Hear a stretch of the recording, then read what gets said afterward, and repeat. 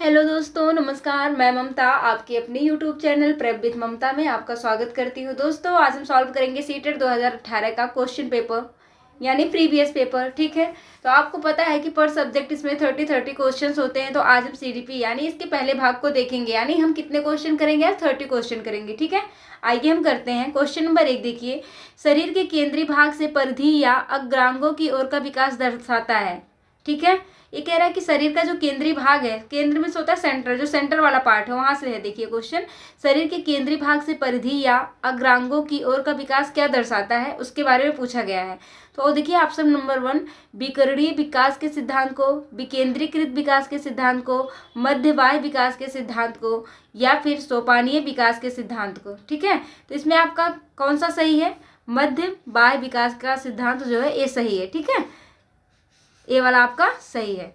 देखिए अब question number आपका 2 देखते हैं।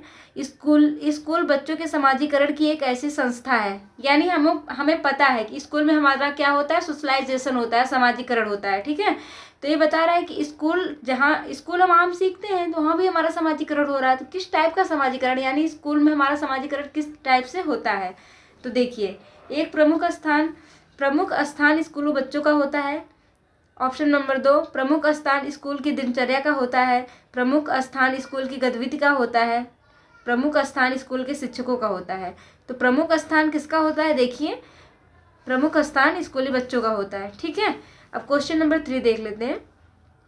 जब आप एक शिक्षक के समूह से जुड़ जाते हैं और अपने समूह के अन्य लोगों की तरह पोशाक धारण करने लगते हैं, तो आप प्रदर्शन कर रहे होते हैं, यानी जैसे ग्रुप में हम रहेंगे वैसे हमारी ड्रेसिंग होगी। ठीक है, वही पूछ रहा है कि अगर आप एक शिक्षक के समूह में जुड़ गए और आपने भी उन्हीं के टाइप का ड्रेस पहनना शुरू कर दिया, तो आप क्या दिखा रहे हैं, आप क्या प्रदर्शन कर रहे हैं?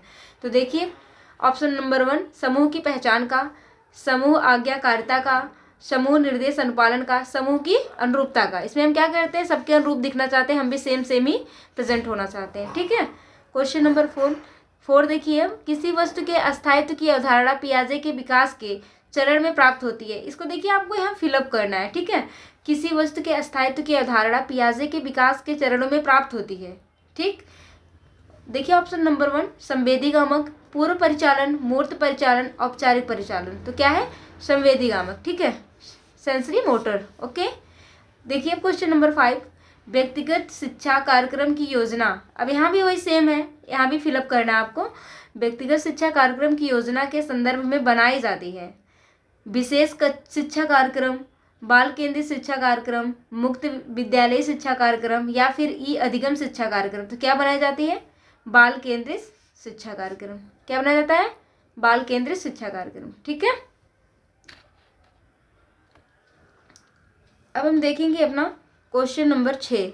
देखिए, महीनों की आयु के बीच अधिकांश बच्चे शब्दों को मिलाकर छोटे छोटे वाक्यों में बोलना शुरू कर देते हैं। यानी ये पूछ रहा है कि कितने महीनों के बच्चे जो हैं उस शब्दों को मिला करके वाक्य में बदल देते हैं। ठीक है, तो देखिए आपका जो यहाँ दिया है 12 वर्ष और 18, और यहाँ दिया 18 से 24, 24 से 30 और 30 से 36। तो कितने वर्ष के कितने महीने के बच्चे बोलना शुरू कर देते हैं वाक्य को, सेंटेंस को? तो देखिए इसका हो जाएगा आपका 18 से 24। ठीक है, देखिए क्वेश्चन नंबर 7, बुद्धि लब्धि या आईक्यू की अवधारणा दी गई, यानी जो बुद्धि लब्धि है या फिर आपका आईक्यू है उसकी अवधारणा किसने दी? तो किसने दिया? देखिए गाल्टन के द्वारा, बिने के द्वारा, स्टर्न के द्वारा, टर्मन के द्वारा। किसके द्वारा दी गई? तो स्टर्न के द्वारा दी गई। ठीक है, बुद्धि लब्धि की अवधारणा किसने दी थी? स्टर्न ने। सृजनात्मकता की अवधारणा से संबंधित माना जाता है। सृजनात्मकता की अवधारणा से क्या संबंधित है? देखिए हिंदी हमारी ना थोड़ी सी टिपिकल होती है, तो हम इंग्लिश के वर्ड को भी ध्यान देंगे। देखिए अब यहाँ दिया है सृजनात्मकता को, फिर यहाँ आपका फिलअप करना है कि अवधारणा से संबंधित माना जाता है द्रव बौद्धिकता, रवादार बौद्धिकता, अविश्रित सोच, विविध सोच। क्या इसको सही हो जाए फिर? विविध सोच। ठीक है, क्वेश्चन नंबर 9, किसी भाषा के स्वीकृत ध्वनि संयोजनों को इसके, फिर आपको फिलअप करना है, नियमों के अंतर्गत बनाया जाता है। ध्वनि संबंधी, व्याकरणिक, वाक्यात्मक, विभक्ति विषयक। तो क्या है? ध्वनि संबंधी। ठीक है, अब देखिए जरा क्वेश्चन नंबर 10, जब सोचने की प्रक्रिया किसी भाषा द्वारा प्रभावित होती है तो ऐसी स्थिति को क्या कहते हैं? यानी हम क्या सोचते हैं, क्या नहीं सोचते हैं, अगर भाषा इफेक्ट डालती है तो उस स्थिति को हम क्या कहेंगे। देखिए क्वेश्चन नंबर 10, संस्कृत प्रभावित भाषा निर्धारित संज्ञानात्मक पक्ष सामाजिक भाषाई उद्धृत, क्या कहेंगे इसको हम, भाषा निर्धारित। ठीक है। क्वेश्चन नंबर 11, अपने अनुभवों और लक्षणों के आधार पर उपकरणों में खराबी के कारण की परिकल्पना का परीक्षण कर रवि उपकरणों की मरम्मत करता है। वह उपयोग करता है अंतर्दृष्टि का, कलन विधि का, मानसिक दृढ़ता का, अनुमानी विधि का। किसका करता है, अनुमानी विधि का। किसका, अनुमानी विधि का। ठीक है। अब देखिए क्वेश्चन नंबर 12, दिव्या अक्सर निर्देशित कार्यों को छोटे छोटे हिस्सों में विभाजित कर आसान बना देती हैं। वह उपयोग करती हैं कम करने की विधि का, द्वितीय विस्तारण विधि का, उपलक्ष्य विश्लेषण विधि का, क्रियात्मक जड़ता नियामक विधि का। किसका उपयोग करती हैं विद्या, तो देखिए उपलक्ष्य विश्लेषण विधि का विद्या जो है प्रयोग करती हैं दिव्या। ठीक है। देखिए क्वेश्चन नंबर 13, पुरुष और महिला की भूमिकाओं का निर्धारण समाज करता है। यह कथन बताता है कि पुरुष और महिला हैं, उनको क्या करना है, उनकी क्या भूमिका है सोसाइटी में, हमें सोसाइटी ही बताती है। तो एक कथन जो है किस टाइप का कथन है, देखिए ऑप्शन नंबर 1, लैंगिकता एवं अंतर्निहित अवतरण है। लैंगिकता एक अनुवांशिक प्रतिभा है।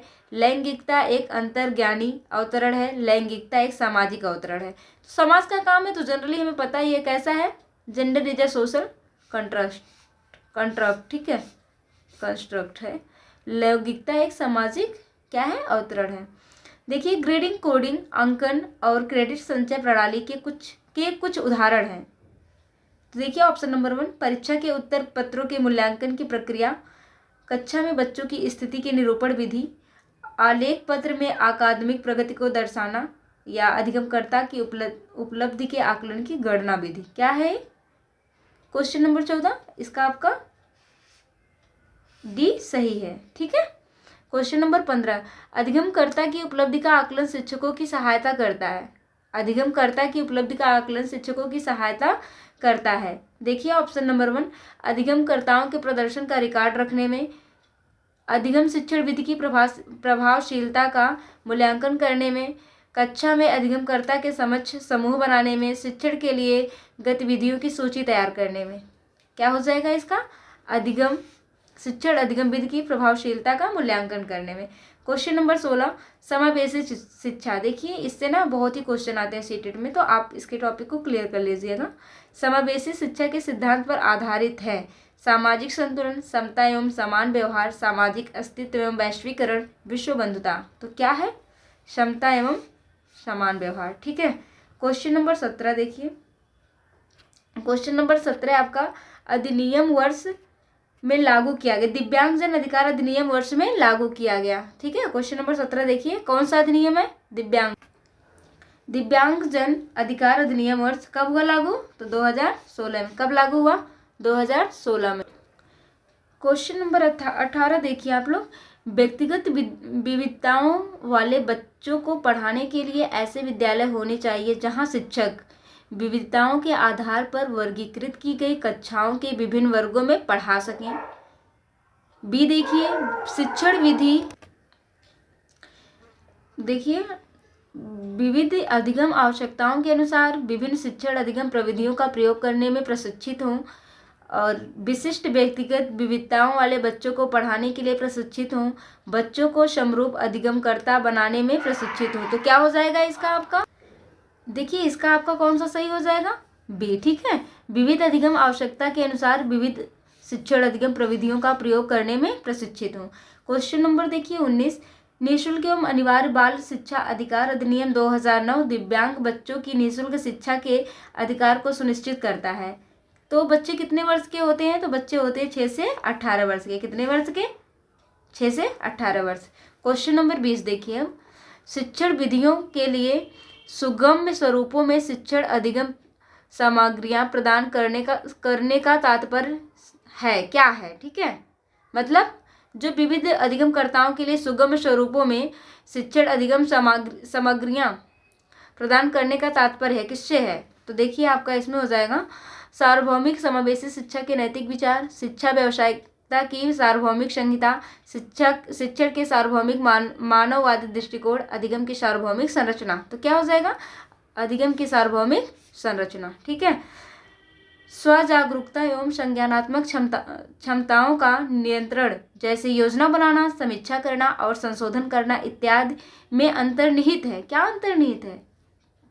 केंद्रीकरण, संज्ञान बोध, संज्ञान समायोजन। क्या है फिर इसका? क्या हो जाएगा आपका? संज्ञान बोध। ठीक है, क्या होगा? संज्ञान बोध। जब बच्चे प्राप्त की गई सूचनाओं की व्याख्या करने के लिए अपने अनुभवों के आधार पर सोचते हैं तो उसे क्या कहा जाता है? प्रतिक्रियावादी सोच, सृजनात्मक सोच, अमूर्त सोच या मूर्त सोच। क्या कहते हैं उसको हम कहते हैं मूर्त सोच। क्या कहते हैं?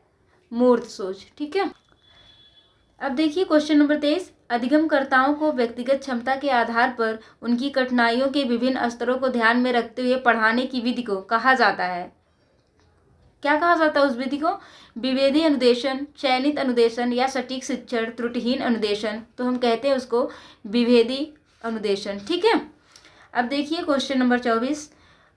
प्रतिपालन अधिगम का एक विशिष्ट चरण है जो अधिगम के चरणों का पूर्ववर्ती है। ठीक है, इसका देखिए क्या हो जाएगा? प्रतिपालन अधिगम का एक विशिष्ट चरण है जो अधिगम के चरणों का पूर्ववर्ती है। अधिग्रहण, अभिप्रेरण या फिर आत्मनिर्भरता, सामान्यीकरण। क्या हो जाएगा? सामान्यीकरण। ठीक है, देखिए जनजोग का यह मानना है कि संज्ञान और भाव होते हैं। ठीक है, जनजोग है एक, उनका मानना क्या है कि जो है संज्ञान और भाव क्या होते हैं? तो अन्योन्याश्रित, ठीक है, स्वतंत्र, अंतर संबंधित, एकीकृत। तो क्या होते हैं ये? स्वतंत्र होते हैं। ठीक है, क्वेश्चन नंबर 26 देखिए। पहले से सीखे हुए कार्यों में सुधार लाने के लिए शिक्षक बच्चों को प्रदर्शन देकर सिखा रहा है। वह शिक्षण की विधि का प्रयोग कर रहा है। अनुकरण, अवलोकन, संशोधन, प्रतिरूपण। तो क्या कर रहा है वो? प्रतिरूप प्रदर्शित कर रहा है। ठीक है, प्रतिरूपण। फिर देखिए क्वेश्चन नंबर 27। मैत्र और जेनिस के अनुसार निर्णय लेने वाले बच्चे समस्या का विश्लेषण करते हैं, विकल्पों की सूची बनाते हैं और इसके फायदे और नुकसान के प्रत्येक पहलू पर विचार करते हैं। उसका व्यवहार प्रस्तुत करता है। क्या करता है उसका व्यवहार? कि वो कैसे हैं? वो सतर्क हैं। ठीक है, देखिए क्वेश्चन नंबर आपका 28। एक समस्या सुधारक बच्चा विचार के आधार पर कथनों की सच्चाई या संभावना का मूल्यांकन करता है। क्वेश्चन नंबर 28 देखिए आप लोग। क्वेश्चन नंबर 28 का देखिए, इसका क्या हो जाएगा आपका? डी। ठीक है, कैसा मूल्यांकन करता है? तो तार्किक करता है। तो दोस्तों आज की वीडियो को यहीं ख़त्म करते हैं। मिलते हैं आपसे अगले टॉपिक पे। धन्यवाद दोस्तों।